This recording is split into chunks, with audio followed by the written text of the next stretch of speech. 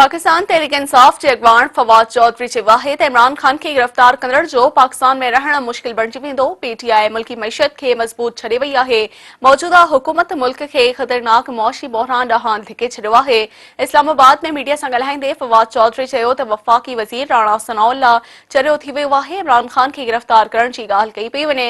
जेकॾहिं कंहिं बि इमरान ख़ान खे गिरफ़्तार कयो त हुन जो मुल्क में रहण मुश्किल बणिजी वेंदो। इमरान ख़ान खे गिरफ़्तार कंदड़ पहिरीं पंहिंजो पासपोर्ट कंबोडिया जो ठहराए छॾे। फवाद चौधरी चयो त पीटीआई मुल्की मईशत खे मज़बूत छॾे वई हुई, पर मौजूदा हुकूमत हिन वक़्त पाकिस्तान खे ख़तरनाक मुआशी बहरान ॾांहुं धिके छॾियो आहे। हिक नाणे वारो वज़ीर इसाक डार लंडन वेठो आहे त हिक वज़ीर पाकिस्तान में मौजूद आहे। ॼाणी वाणी पाकिस्तान जो ॾिवालो कठियो पियो वञे। हिक सवाल जे जवाब में फवाद चौधरी चयो त हिक ई तजुर्बो बार बार करण ग़लती आहे। घणा तजुर्बा थी चुका आहिनि। हाणे शहबाज़ हुकूमत खे घर मोकिले चूंडुनि जो ऐलान कयो वञे।